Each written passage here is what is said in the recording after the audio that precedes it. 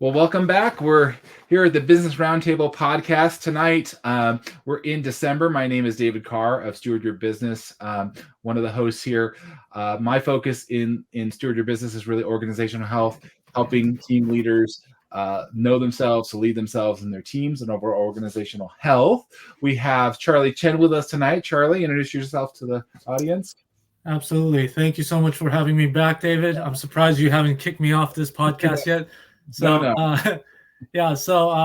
My name is Charlie Chen, almost like the detective Charlie Chan, off by one letter, for those older folks who know who that is. Anyhow, Hey. I am the cybersecurity specialist of the group here. And our focus at Intelisys is to deliver peace of mind with the world-class hospitality that you would expect from companies like Ritz-Carlton, et cetera. So that basically we want to deliver that world-class client experience in the technology field, so that you can actually sleep at night and feel good about reaching out to us rather than worried about getting yelled at by some rude IT guy. So there we go. Awesome. And Bill, welcome. Hi. Thank you. Glad to be here. I am what I call a leadership guide. I've been working one-to-one, for the last dozen or so years with people. I've been working in leadership for the past 30 years. But I'm working right now on the book, and going to be launching a mastermind here in the new year, and where we'll be talking about ethical leadership and helping each other work through problems. I'm also a podcaster. I do 3 podcasts a week, and one called Not Quite After Midnight, where we do these fun little roundtables and interviews. And then I also do a couple of religious programs with my father. And we have a lot of fun doing that. Awesome, Bill. So great to have you here. And we thought we would pivot a little bit. We're in December, like I mentioned earlier. And as I was talking to Charlie and Bill, and it's typically a gift-giving season, a focus season. We just finished up Thanksgiving and that time of holiday of being thankful and gratitude. But this is an opportunity another opportunity to give. And so we just thought, let's have a conversation tonight about gift giving and what does that look like from the business owner perspective, from the recipient, the employee, for clients that you work with. And what is your, honestly, a strategy or thinking about that? What are some pitfalls and things you may want to avoid? And so this will be a discussion from, where we're going to be able to talk about some wins and some losses in this area. And hopefully you'll be able to come out of this podcast, listening to this, taking a few minutes out of your time to realize like, oh, that's a nugget. I could really use this in my business, or I definitely want to avoid doing that and learn from these guys tonight and making a meaningful impact and meaningful gift. I don't know about you guys, but there's truly, for me, that saying that, when you really find the great gift and you get so excited to give somebody that gift and to see them open up and get excited, that's really almost the best. I mean, one of the best feelings, that you knew it, you hit it. You're like, yes, oh, I know this person and they really received it well. That is an amazing feeling. And because it's giving to them, it's seeing them in that experience. And for those that have children in particular, I have a 17-year-old and a 14-year-old now, seeing them and the excitement, especially when they're younger, get excited. It's just really engages you. So I'm excited to get in this conversation with you guys in this gift giving season and receiving season. And I just to start off in a positive, I just gave an example, but I'd love to maybe guys give an example of just a great positive experience you had in either giving a gift or receiving a gift.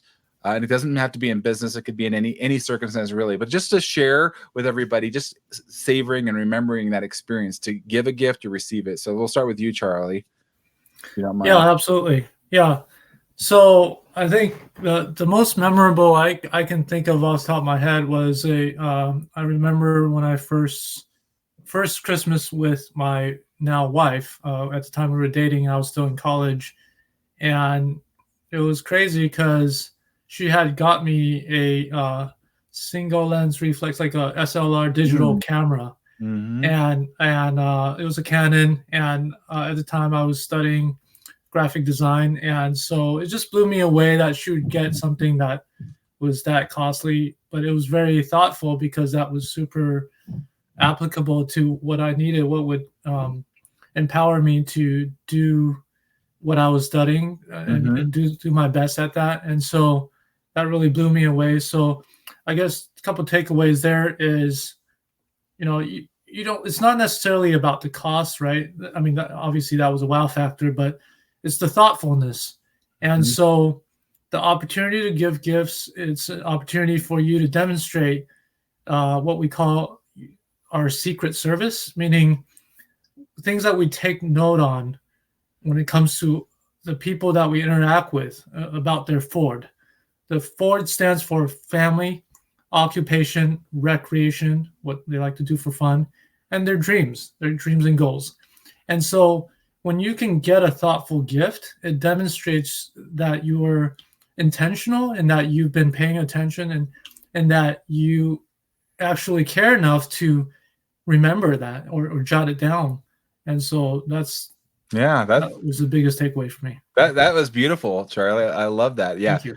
Yeah. So thoughtful, so meaningful, paying attention in the relationship. So that's fantastic. How about you, Bill? What's a meaningful time or something you've received or something you've given to somebody else?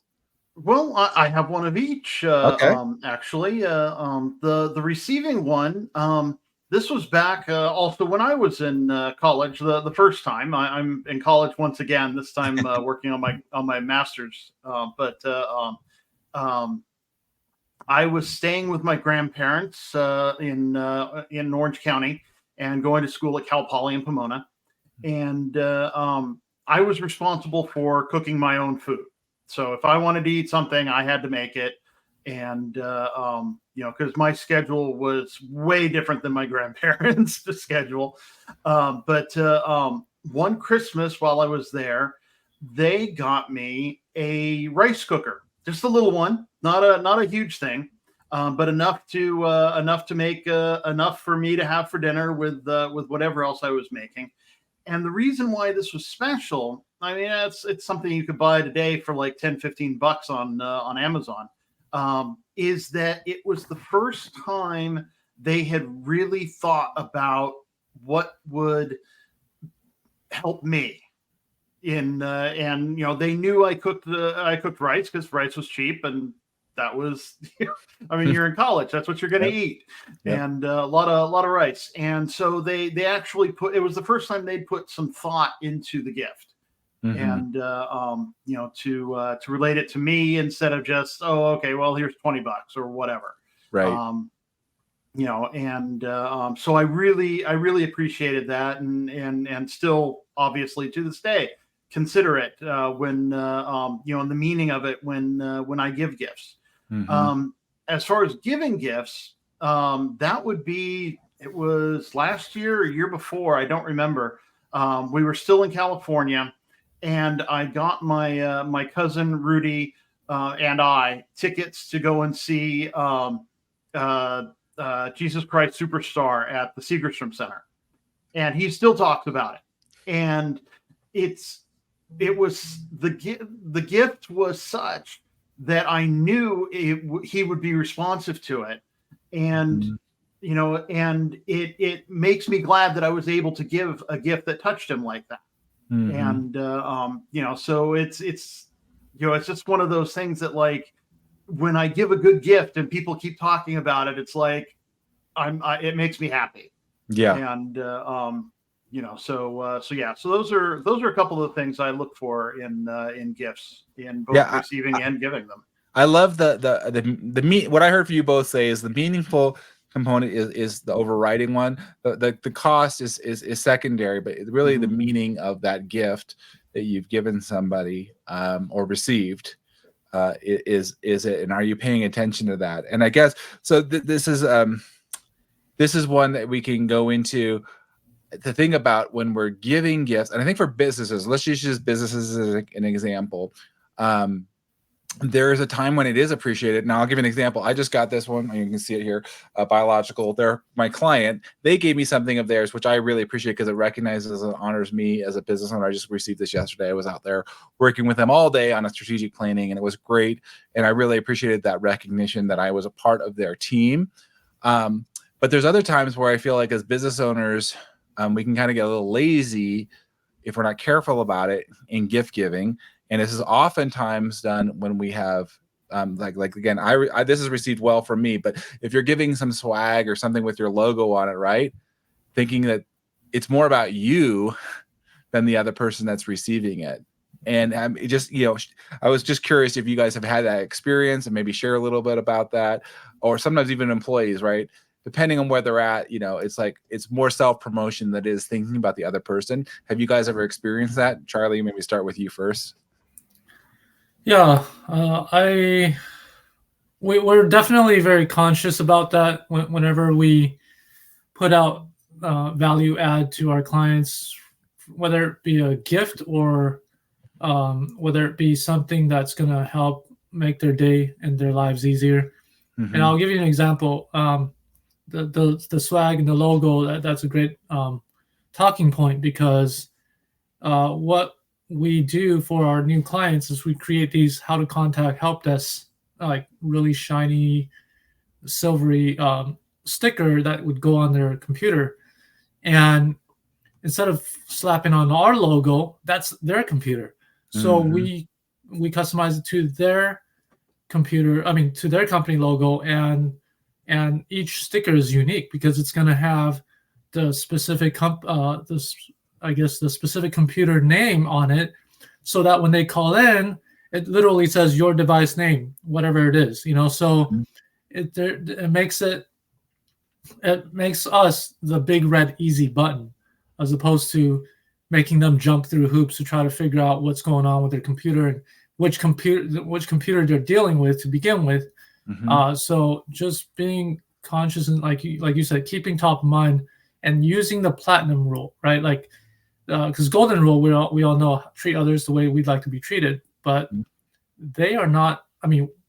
We are not them; they are not us. So the platinum rule talks about treat others the way they would like to be treated. So we always try to put ourselves in their shoes and begin with that end in mind, and then reverse engineer from there. Yeah, no, that's a great example. How about you, Bill? You have any experience with that? Oh, wow. Not really.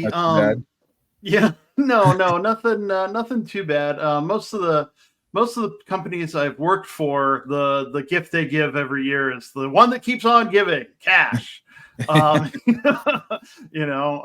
thought needed, no special effort, and nothing like that. But it's funny, the whole idea of giving gifts with the logos on them reminds me of LBJ, President Johnson, 63 to 60, whatever. After JFK, he used to give people toothbrushes as gifts because he wanted them to he wanted to be the first thing they saw in the morning and the last thing they saw at night.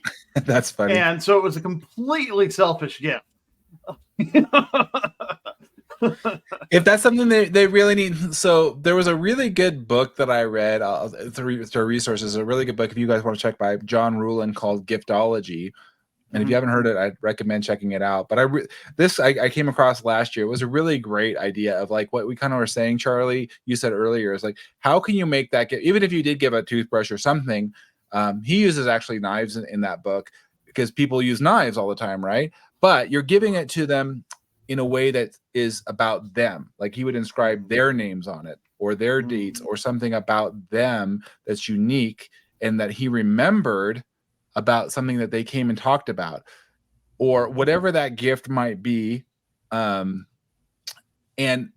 And so I just think, like you mentioned, Charlie, just kind of paying attention or hearing what they're saying and kind of tucking that in your brain because you're paying attention. What really is meaningful for them. So cash definitely bills one. But if somebody said, I really like helping because I volunteered with the Community Action Partnership of Orange County. They're a nonprofit.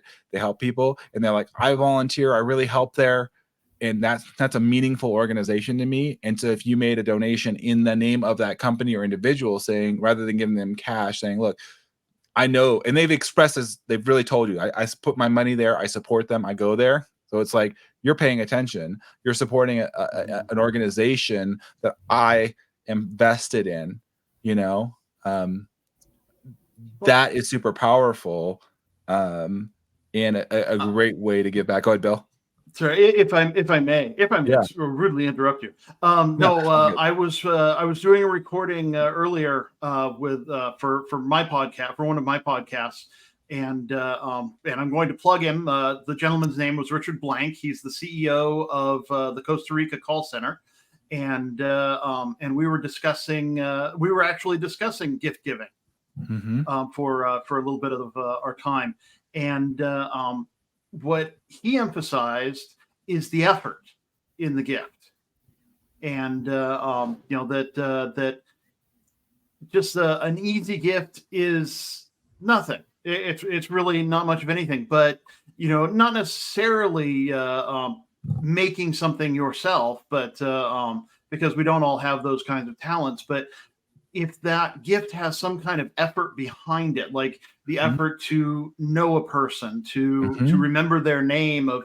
when really they're probably thinking, oh, he'd never remember my name, and those kinds of things. But yeah, the effort is into it, and it reminds me of a story of a child out in someplace like Africa, and he wanted to give a gift to the missionary who'd meant so much to him.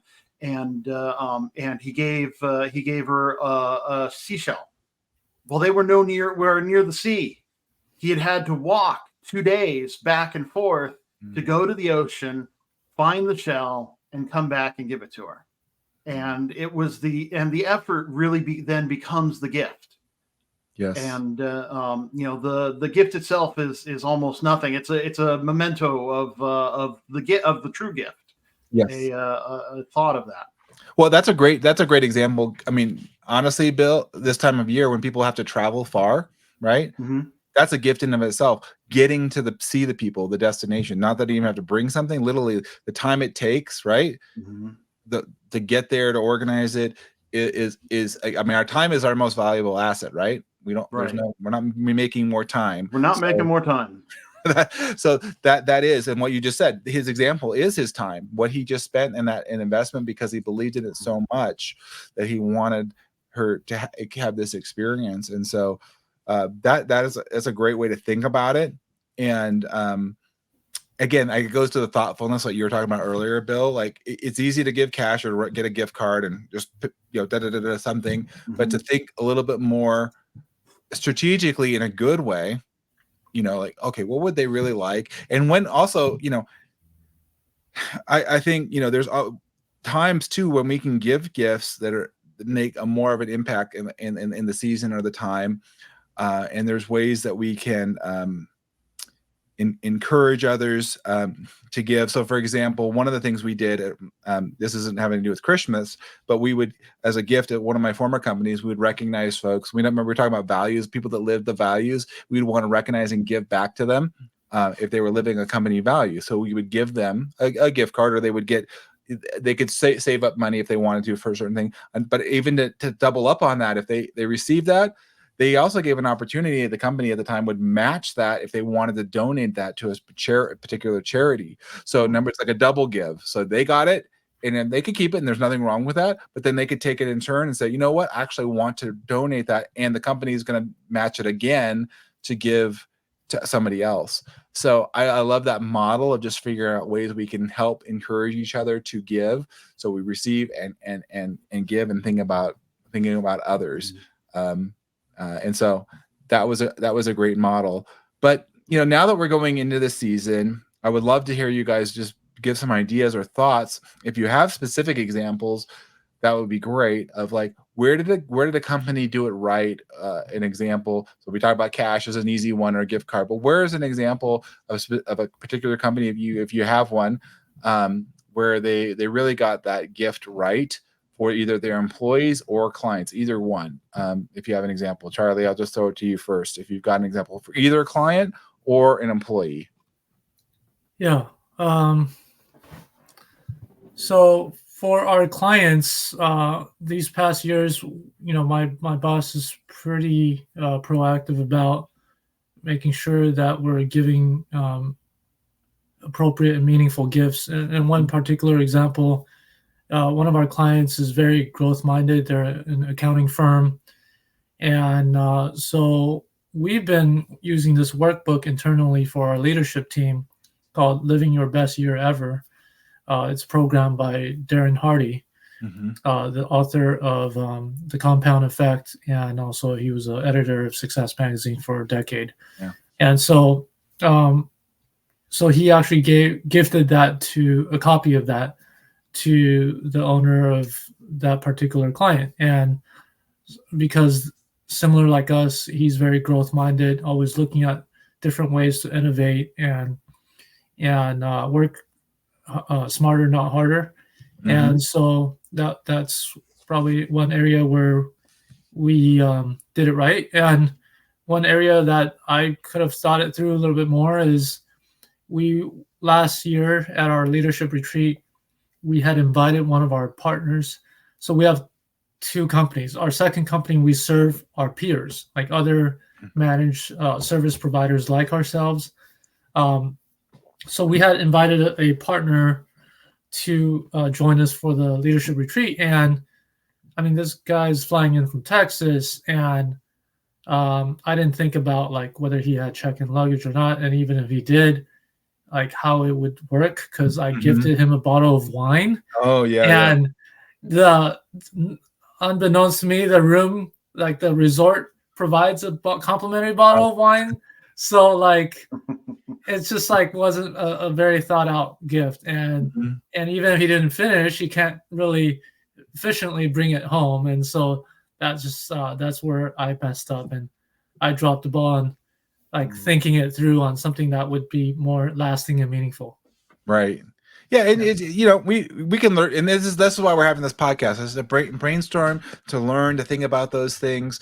I've been that too, where if you're flying, you can't take any closed liquids. It's not going to work, right? So you're like, oh, this would be so great. Chug it before you get on the plane. Right? Yeah, exactly. some things could be simple, or it's not necessarily a full-on gift. It's just also just being considerate of needs. So, for example, this isn't really a gift. It's just a way of like preparing people. So I was doing a roundtable group, like a strategic session, Charlie, and I just brought extra pens, pads of paper, presented it and prepared it in the room for them, because I thought, well, maybe they're going to have it, maybe they won't. Now, these are minor little things, but these are things you can show consideration of. A simple name badge if somebody's coming in, right? They're identified who they are, and you're coming into organization. It's just showing a little bit of forethought and consideration. It's not like a full-on gift, but these are just little considerations that can really add up. So how about you, Bill? Do you have an example of either a company, either a company you've worked for or know you company that's really done well on a client gift, or one for their employees? Well, one company that I worked with, I don't remember who it was, but instead of giving a standard gift kind of a thing, they created an experience. We had a party, and instead of blowing the wad on individual gifts, they created an environment of where we all got to have a lot of fun. Yes, there was some drinking, there was definitely eating, but there were games to play and things to do, and it just became more of the experience that we were being gifted, instead of just something that that maybe we'll use once and then never again. the toothbrush will wear out and you'll throw it away eventually. But this was something that was it was a lot of fun. And, it wasn't just the standard Christmas party where everybody gets wasted and overstuffed or anything like that. It was, it was just a lot of fun. And I really think it worked well.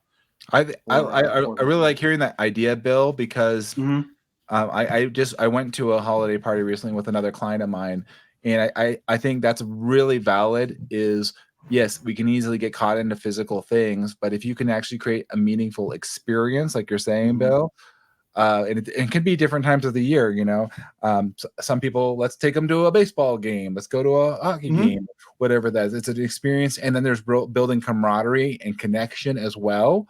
One of the things that I saw in the recent client, they didn't have a gift for everybody, but they made it an experience or a game where they had, one of them was like a bingo game where you had to ask different questions. You're talking to different folks. So everybody has a chance to win, right? There is a certain amount of prizes and some things in there, and you can actually get maybe a little bit more expensive things because you're not getting something for everybody. So, so it's still fun, and you have an opportunity there. So I really like that idea, Bill, of the experience. And then what would that mean for those individuals? So some people could care less maybe about a sports event, but maybe going to, like, say, Dave and Buster's or a game situation, like where they're playing games and being more active, that might be more meaningful. Well, if you promise not to tell them, what I got from my parents, well, one of the things I got from my parents this year, I found a card game that is designed to be an icebreaker between parents, grandparents, and their kids or grandkids. And so you just go through and you play the game. Some of the grandkids are a little young for this yet, but and it's questions about the parents or about the kids or grandkids and all, to help them get to know each other better in ways they might not have thought. And I thought that would be a nice experience for them. Ever since I learned of that experiential gifts are better, it's like I've tried really hard to give people experiences instead of just gifts. I mean, sometimes I'll make something, like I got into knitting a few years ago, and so I was making scarves for everybody. Trying to, because an experience lasts a lot longer than a thing. Right. Yeah. Charlie, do you have what thoughts on experiences? When you mentioned the different examples that we may remember, either as with clients or with employees. Actually, as an employee a couple of jobs ago, I was working for a telecommunications company, and our department manager, he's a big Star Wars fan, just like me and you. And Bill too, I'm guessing. Big Star Wars fan? Yes, I'm guilty. Cool. Awesome. So anyhow, at the time, the episode 8 was coming out, and so it was around Christmas time as well, like mid-December-ish, and he took our whole department, whoever obviously opted in, to the Irvine Spectrum, which is a local kind of like 3D type of, like, just really comfy theater, and so it was just great team bonding, and then also just being able to fill our emotional cups in terms of our passions outside of work, and so that was pretty cool. Yeah, that's cool. I'll throw out one that you probably have all done. We just did it recently with one of our, it wasn't through work, but we have a life group through our church. We had a gathering, and literally I went through and gathered some odds and ends around our house just for fun. But the classic white elephant gift exchange, I think, is actually really fun, because if you know people and you know that they're coming, you can create those little gifts. And honestly, it's a little tongue in cheek, because some of these things are not valuable. They're not meant to be valuable. It's almost kind of like, are you going to get the booby prize, and are you going to trade or give away? And so that can, again, creates that camaraderie. I don't know if you guys, you're nodding your head, so I'm assuming you guys have all done this before. But sure. it was funny. I'll just give you funny because one of the ones I put in there was like a little toilet stopper thing in there. And I knew it was gonna. That was like booby prize. Like who's gonna get that one just for fun, right? And then they can't get rid of it, right? But that people are laughing and having a good time, and you remember. So it's both experience, right? And then you have this little gift thing, and maybe it's something you actually really like, which is fun. And somebody going to steal that from you. But do you guys have a funny story or experience with maybe a white elephant gift there? Bill, you're goodness. Well, I used to like, because in ones where where everybody'd be bringing a white elephant gift, I used to like bringing DVDs of bad movies. I love bad movies. Some of my favorite movies are absolutely horrible. And people would end up fighting over them because these were movies they'd either never heard of or they'd heard of that they were so bad but never even thought they'd get an opportunity to see or whatnot. And everybody who gets it will watch it. Right. There's a fun way that you wouldn't normally give them like, oh, here's some bad BVs. Like, what are these? But you change the whole dynamic, Bill. Like you're there, and they're like, actually, I want this now. How about you? Now I want this. Well, it's been quite a few years since we've done White Elephant. But there was one where, we've been doing Secret Santa instead throughout the pandemic. And so it's similar, but obviously the idea is we all share a little blurb on ourselves, and then we get assigned the person to give a thoughtful gift to based on that little blurb or that little bio, if you will, a biography. And so I remember there was this the first year we did it, there was an accountant that loves mountain climbing, and so he tags himself as the mountain accountant. And so I don't know, somehow, I just thought, okay, maybe a water flask would come in handy, right? Like, so I got one that was customized. He also talked about liking Top Gun, so I had the Top Gun logo. I had a name on it called the Mountain Bean Counter. Just like all the little elements that he put, I put that on that bottle. So he was super, like, the idea is when we receive it, we post it in the Facebook group, the fact that we received it and, our feedback on it. So he was totally blown away. He's super happy about it. That's the Secret Santa is another great opportunity, especially if you, like you said, either remote or in the office, but it's a way of making it fun, and trying to guess who that person is. And I think that's a really great way to do it. And we're just throwing out ideas because it's nice to mix it up. So it's not always the same thing. You don't have to always do white elephant gift. You could do a Secret Santa. There's different ways you could do an experience that we're talking about. And so it varies. So I'll throw out one that I'm doing this year because I was mentioning this before we came on the podcast earlier, but I'm with a company called Giant Worldwide as a certified guide, and they just have tremendous resources. So if you want to know more about that, I'll post a link in here. But one of the things that we came out with, and I say we because I'm a guide and I'm part of them, and I actually talk with both the authors. In fact, I did a podcast with Steve Cochran. But there's a new book called The Communication Code. And so I have all my clients on this platform, and Charlie is one of them as well. And so I already know the resources, I know the impact and the helpful. So specifically this year, I said, there's a new book, a new resource. I'm sharing this with those that are working with me, and I'm just giving it to them because I know it has value. It's related. They're personally invested in their own development and helping them. And so that has been well received. In finding, again, if something that you're working with a client, I'm just having you guys think about if there's something that they're really into and they're like, I want to know more. How can I get this? That is a great gift that you can share. And I'll add here for those of you that are watching or listening to this podcast, if you're interested and you want to, receive a copy of this book, reach out to me. I'm offering that as part of a free consultation. So if you want to meet with me and hey, we connect and I can meet with you and then get you a book, I would love to do that.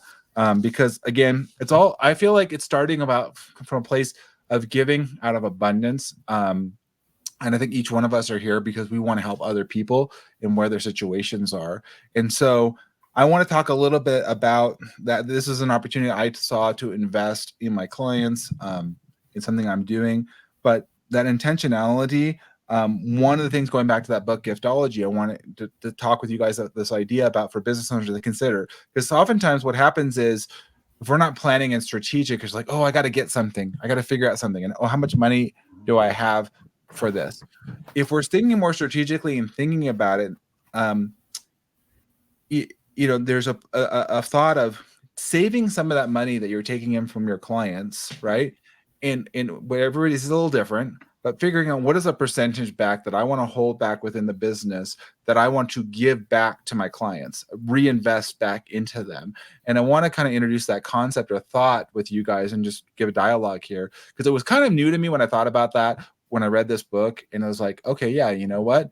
Maybe it's going to be 1% of whatever I make this year I'm going to put aside, and that's what I'm going to give. And maybe over time I can incrementally bring that up, because I want to meaningfully give back to my clients, and not just I want to come out of abundance and intentionality versus, well, how much money do I have in the checking account? I got $100. Let me see how I can spread that across clients, right? Thinking more intentionally about that, because then every client too is different, right? You have, I want to be able to give those clients that are really pouring into me, I want to pour back into as well. And so not one for one, it's not tit for tat, but it is a way of like, I do want to invest back. So just thoughts, maybe Charlie first and then Bill, but on this idea of setting aside funds specifically to give back. Yeah, that's a great point. So there's two examples I could think of. One is that same client that I mentioned earlier that is very growth-minded and innovative. And so the CEO, or I'm sorry, basically the owners, they're a couple, they always talk about having that proper balance of, working hard and playing hard. And so they actually set aside and contributed funds specifically for their employees to put towards vacations and travel. And so that's super cool. I've never seen that. And that got actually featured on the Inc. website. And so that was super inspiring for me to see. And the other one is I came across a vendor within our tech space called, the company is literally called the Lemonade Stand. And they must have read that book that you talked about, the Giftology book, because they assign $50 to every single one of their employees to give away each month. And whether it be to their customers or just a random act of kindness, right, in their daily lives outside of work. I've just never come across anything like that. And so, when I think about it, like, I don't know who said this quote. It's not what you get in life. It's not what you get. It's what you give, right? So that fills your cup. And so I think it's just being able to promote that culture of giving is super powerful. Yeah. How about you, Bill? Well, I'd be careful with setting aside a specific amount, because you don't want your clients to think of this gift as some kind of vicarious discount. It's like, oh, you know what? I'm giving 1% of the money back to you as a gift. And, it's like this, and I give a gift and oops, it makes it feel like, like I'm giving them a break on the cost of the services I'm providing. Agreed. Which is why I think effort can be so much more important, in the gift giving process, and humility. Again, it's something we come back to a lot. It seems when we're talking about leadership and business ownership. Get low enough to learn about the people you're giving to. What's important to them, and names and dates, and these are all things you could keep in a diary at the end of the day. It's really not difficult. Okay, Joe from Widgets Inc. Has 3 kids and they enjoy mountain climbing. So at the end of the year, it's like, okay, I get them something. Maybe it hits that 1% mark. Maybe it doesn't. Maybe it goes a little over. but it hits them at home of that, hey, I was concerned enough about you to think about this, to have this in my mind and pay attention to this. And it's like, yeah, having that percentage can keep you from blowing the whole budget on one person's gift, but it should really only be a guide, not I agree, not a hard and fast rule. Well, I would say it's not just, and I'll clarify to that point, Bill, because I do think you make some really good point. It's not just it's not a dollar amount, but like you said, it is time. Like, how much of my time do I want to spend thinking about this, preparing this? That too is allocating a percentage of our time, right? To helping and getting that too, because that it doesn't take a lot to put it in there, but if you want to get a thoughtful gift, it's also about timing too. When would this be most meaningful? Maybe it's their personal anniversary, right? Yeah. You're looking at the date, you're aligning it, when this will be most meaningful. It's like, Charlie, you gave the example of the bottle of wine. That in that specific situation, that wasn't the best timing. However, it could have been meaningful in a different timing, in a setting, same gift, just a different time, and thinking about that, right? So situational awareness. Yeah, situational. It's just, again, it's thinking strategically. We also want to be careful, like you said, Bill, where if you've ever gotten a gift where it was not proportionally appropriate, I mean, it was overkill. Like, you're getting something, you're like, this is not. Are you trying to buy me off here? So you have to be careful too about what you're presenting to somebody, and in appropriate, again, to what they appreciate, and again, that's knowing them, right? That's understanding where they're at. Your relationship. If you gave some extravagant gift, but you knew this person really well and you understood this and the dynamic, and you know them, and they're like totally well received, right? But if you give somebody else, you're like, this does not feel right. Or if you gave something that would be it would be much appreciated, and you give them something kind of really chintzy or low, which somebody would normally, maybe they're like, dude, are they trying to like insult me, or are they trying to no. So it's just being that thoughtfulness, Bill, like you said, in consideration, not necessarily the dollar amount. Right. Well, and sometimes the dollar amount can be important for reasons you might not think at first. A few years ago, I took some time off of regular work, if you will, and worked as a caregiver for a dear friend of mine, who and I was helping her out to some degree or another for a good 7 years, and for the last couple of years, it was 24/7. And to care for her while she was battling her cancer and then a stroke, and but after she passed away, at the funeral, her sisters and brother came up to me with an envelope, right? And I'm like, I wasn't expecting anything, and inside of it was $300. It would have been better if they had not given me any money. Yeah. It was such an insult. Yeah. And, it's like, and I keep it in mind as an example of how even a decent amount of money can be wrong, but, and for gift giving, but of course I've put it out of my mind otherwise, in essence, I guess, forgiven them for the insult, but yeah, you can totally insult somebody with the wrong gift, and really create a rift. It's better, like you said, better not to give at all.